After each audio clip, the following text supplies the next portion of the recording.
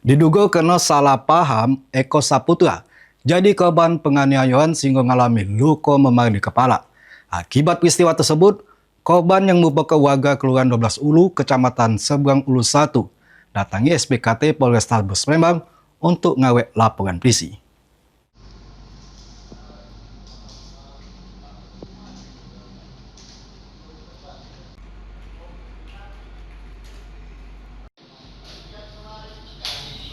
Tak terima lah jadi korban penganiayaan sehingga mengalami luka memar di kepala sebelah kanan.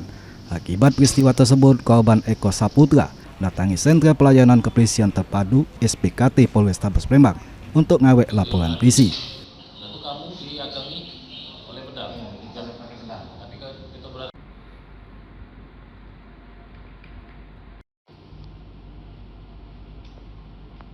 Berapa hari jedanya?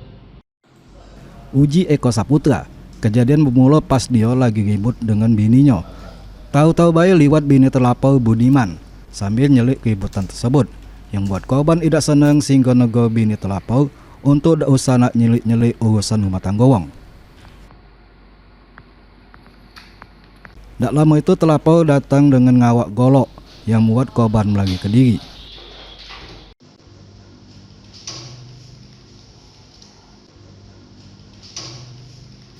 Sesudah beberapa hari selanjutnya, korban bertemu lagi dengan terlapor di kawasan 16 Elik.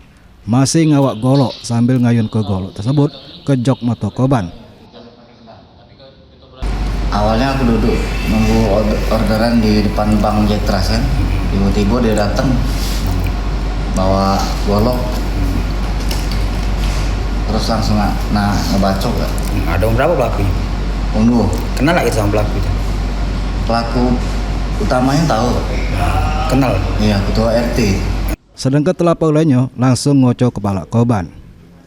Laporan telah diterima petugas SPKT Polrestabes Palembang.